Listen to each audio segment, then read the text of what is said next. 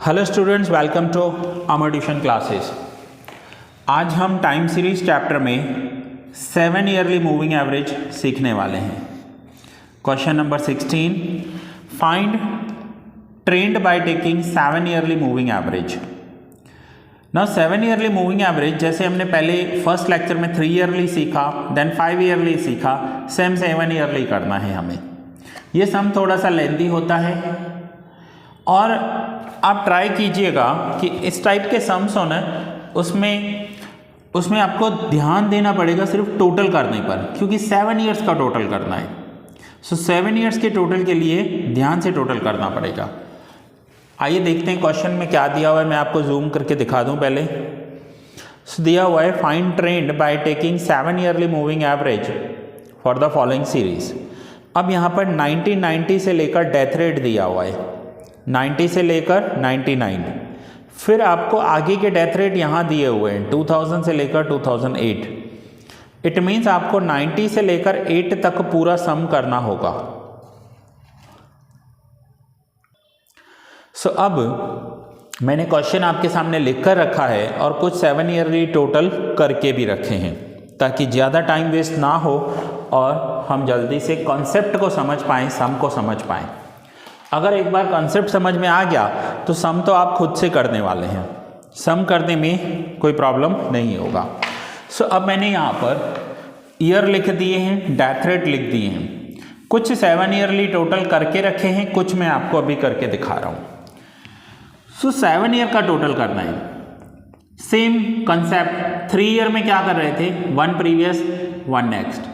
5 year में क्या कर रहे थे, current year plus 2 previous plus 2 next. अब यहाँ 7 ईयर करना है। सो 1990 का नहीं हो सकता क्योंकि करंट ईयर है, नेक्स्ट 3 ईयर्स हैं, बट प्रीवियस वाले 3 ईयर्स नहीं हैं। तो जब भी आप 7 ईयरली करोगे पहले 3 नहीं होंगे आपके। अगर आप 5 ईयरली कर रहे हो, देखो जो मैंने लास्ट लेक्चर में सिखाया था, तो वहाँ पर फर्स्ट 2 नहीं होंगे। और अगर आप 3 ईयरली कर रहे हो तो फर्स्ट सिंगल एक नहीं कर पाओगे। तो ये है 7 ईयर। अब 7 ईयर में टोटल कैसे करना है, 93 के सामने टोटल करेंगे। मैं आपको फिर से पेंसिल से यहाँ ड्रॉ करके दिखा दूँ सिर्फ। एक तो 93, 3 previous year and 3 next year चाहिए, तो ये टोटल होगा ऐसे। 93 के सामने 1 2 3 प्रीवियस ईयर, 1 2 3 नेक्स्ट ईयर। इन 7 ईयर्स का जो टोटल करेंगे ना, वो हम यहाँ पर लिखेंगे 7 ईयरली टोटल। सो देखिए मैं एक बार आपको करके दिखाता हूँ, होपफुली आपको क्लियर नज़र आ रहा होगा। पहले करंट ईयर 26, अब 3 प्रीवियस ईयर ले रहा हूँ 32 30 29, 32 30 29 एंड 3 नेक्स्ट ईयर लेने हैं। 3 next year it means 31 plus 29 plus 27, तो ये हो जाएगा 204। ऐसे करके आपको 7 ईयर्स लेने हर एक में। अब देखो 97 है, तो 97 के लिए क्या करोगे, ये करंट ईयर 197, फिर 3 previous year and 3 next year. ऐसे करके हम करते जाएंगे। अब कुछ किए हुए हैं, बाकी और कुछ मैं आपको करके दिखाता हूँ। जैसे ये 99 के सामने हम करेंगे। सो 99 के सामने हमारा क्या है, 22।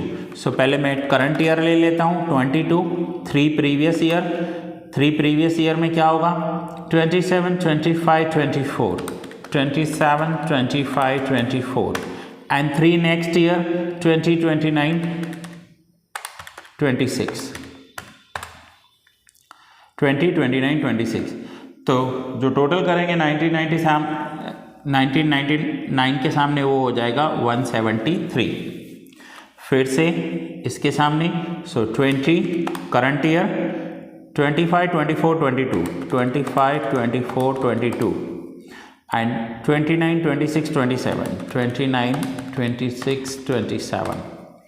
तो ये जो टोटल आएगा दैट इज वंस अगेन 173। अब हम देखेंगे 2000। अब हम देखेंगे 2001 के सामने क्या आ रहा है। सो वो है 29, 3 प्रीवियस ईयर लेने हैं। 3 प्रीवियस ईयर में होगा 24 22 20, 24 22 20 एंड 3 नेक्स्ट ईयर 26, 27, 25, 26, 27, 25, तो ये आंसर आ गया 173। सो 7 ईयर्स के टोटल करते जाने हैं। अब नेक्स्ट मैं कर रहा हूँ 26 current year, 3 previous year, 22, 20, 29, 22, 20, 29 and 3 next year. So 27, 25, 22, 27, 25 and 22। सो ये हो गया टोटल 171। सो स्टूडेंट्स आपको ऐसे करके करते जाना है। और दूसरी एक बात मैं आपको बता दूं, जब भी एग्ज़ाम में ये करो ना, ऐसा मत करना कि आधा सम एक पेज पे आधा सम दूसरे पेज पे। अगर आपने ऐसा किया तो प्रॉब्लम होगा। आपको क्या करना है, पूरा फुल्ली सम एक ही पेज पर होना चाहिए। मैंने बहुत सारे स्टूडेंट्स को देखा है कि जैसे पीछे देखो, ये 3 ईयरली, ये 5 ईयरली था, ठीक है, ये यहाँ तक पूरा हो गया। अब ये सम यहाँ करेंगे तो इससे होगा क्या, आपके आधे वैल्यूज एक पेज पे आ जाएंगे, बाकी आधे दूसरे पेज पे, तो उसमें आपको टोटल करने में प्रॉब्लम होगी। आपके टोटल रॉन्ग होने की प्रोबेबिलिटी बढ़ जाती है, चांसेस बढ़ जाएंगे कि आपने रॉन्ग टोटल किया है।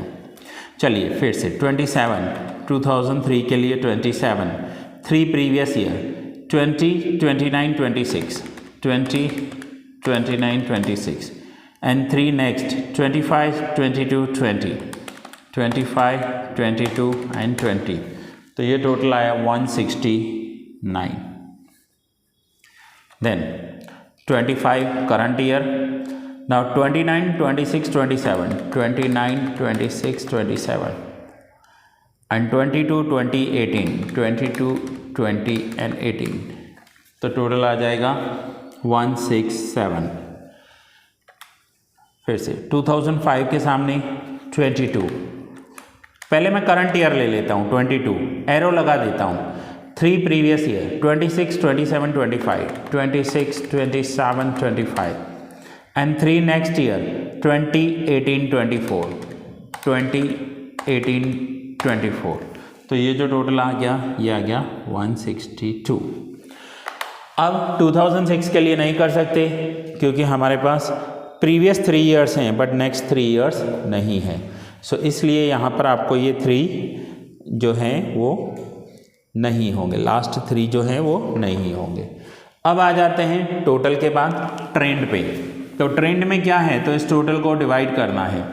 सो 204, अब ये 7 ईयरली टोटल है तो 7 से डिवाइड करेंगे तो आंसर आ गया 29.14। सो ऐसे करके हर एक को 7 से डिवाइड करते जाएंगे। सो 173 डिवाइड बाय 7, तो आंसर आ गया 24.71। तीनों का आंसर 24.71।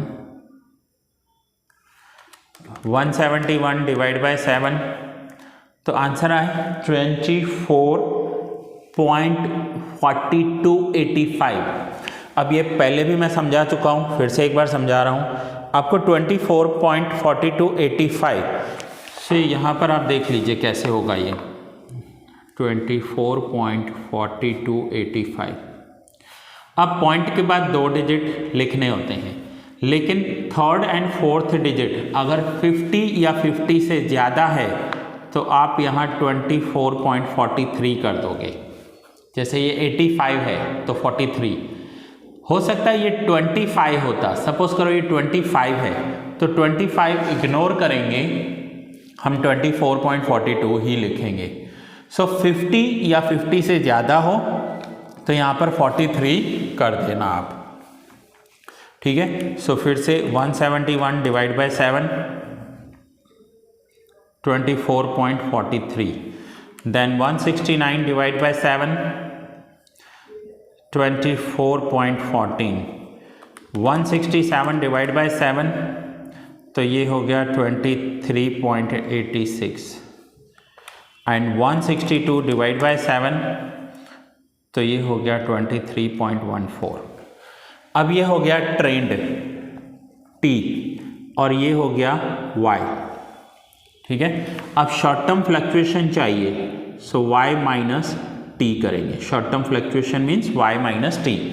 Y 26 -29.14 तो -3.14 ऐसे करेंगे। सो यहाँ पर आ जाते हैं, देखते हैं क्या है 22। सो y की वैल्यू है 22 एंड -22 माइनस 24.71 तो ये हो जाएगा -2.71। यहाँ पर हम लिखेंगे -2.71। सो 20 माइनस 24 सो -4.71। 29 माइनस 24.71 तो ये हो जाएगा 4.29। देन 26 माइनस 24.43 तो ये आ जाएगा 1.57। 27 माइनस 24.14 तो ये हो जाएगा 2.86। देन 25 माइनस 23.86 तो ये हो जाएगा 1.14 and 22 minus 23 so -1.14। So students अब आप पूरा सम देख लीजिए। सबसे पहले हमने ईयर लिखा, फिर डेथ रेट लिखे जिसे हम y कहेंगे, 7 ईयरली टोटल किया, डिवाइड किया 7 से and finally short term fluctuation find out कर लिया। नाउ शॉर्ट टर्म फ्लक्चुएशन के बाद मैं आपको याद दिला दूं, फर्स्ट 3 और लास्ट 3 पॉसिबल नहीं है क्योंकि ये 7 ईयरली टोटल है। इस क्वेश्चन में ग्राफ नहीं पूछा है, अगर ग्राफ नहीं पूछा हो तो नहीं करोगे आप, ग्राफ पूछा है तो ही आपको करना है। सो स्टूडेंट ये था 7 ईयरली, इसे आप नोट डाउन कर लीजिए। अब एक सम मैं आपको 7 ईयरली वाला होमवर्क में दे रहा हूँ और आपको पता है कि होमवर्क हमेशा मैं इलस्ट्रेशंस में से दूंगा। इससे क्या होगा कि आपको सॉल्यूशन में प्रॉब्लम नहीं होगी, सॉल्यूशन आपके सामने होगा।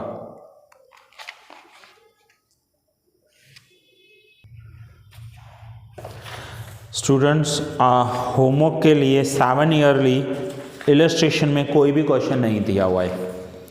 3 ईयरली है, 5 ईयरली है, 7 ईयरली नहीं है। हो सकता है आपके पास कोई बुक न्यू एडिशन का हो तो आप इलस्ट्रेशन में चेक कर लीजिएगा कि आपको 7 ईयरली मूविंग एवरेजेस है या नहीं है।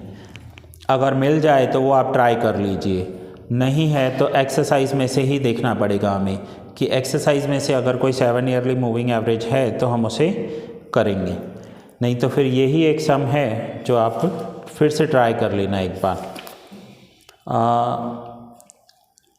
4 ईयरली 7 ईयरली नहीं है शायद, आप अपनी बुक में चेक कर लीजिए। अगर आपके पास बुक में 7 ईयरली का कोई इलस्ट्रेशन है तो ट्राई कीजिए, और नहीं है तो आप अपनी एक्सरसाइज में से ट्राई कर लीजिएगा 7 ईयरली के लिए। मोस्टली मैं इलस्ट्रेशंस देना प्रेफर करता हूँ, अगर इलस्ट्रेशंस हैं तो ज़्यादा सही रहता है। ठीक है, सो स्टूडेंट्स ये लेक्चर मैं यहीं पूरा कर रहा हूँ। आपको जो मैं लेक्चर्स करवा रहा हूँ वो इस बुक में से करवा रहा हूँ, ये एडिशन है। मैनी टाइम्स आपको क्वेश्चन ना मिले तो थोड़ा आगे पीछे करके क्वेश्चन चेक कर लिया करो, आपको आराम से मिल जाएंगे। सो ये लेक्चर मैं यहीं पूरा करता हूँ, मिलते हैं नेक्स्ट लेक्चर में और आगे के सम्स सीखेंगे हम टाइम सीरीज़ के। ठीक है, और ये रहा आपका सॉल्यूशन जो आपको नोट डाउन करना है तो आप कर लीजिए। मैं तो कहूँगा आप यही सॉल्यूशन फिर से ट्राई कीजिए, खुद से ट्राई कीजिए, आंसर्स तो आपके सामने हैं ही। और कभी पॉइंट में थोड़ा सा वेरिएशन आए ना, सपोज करो हमारा आया है 4.29, बुक में लिखा हुआ है 4.28, तो उसका कोई ज़्यादा फर्क नहीं पड़ता। तो उसका कभी आप टेंशन मत लीजिएगा, पॉइंट में वेरिएशन आ रहा है तो 99% तो नहीं आएगा, आंसर परफेक्ट ही दिए हुए हैं बुक में, फिर भी अगर वेरिएशन आ रहा है तो डोंट वरी, माइनर्स आना चाहिए। ठीक है, सो मिलते हैं नेक्स्ट लेक्चर में।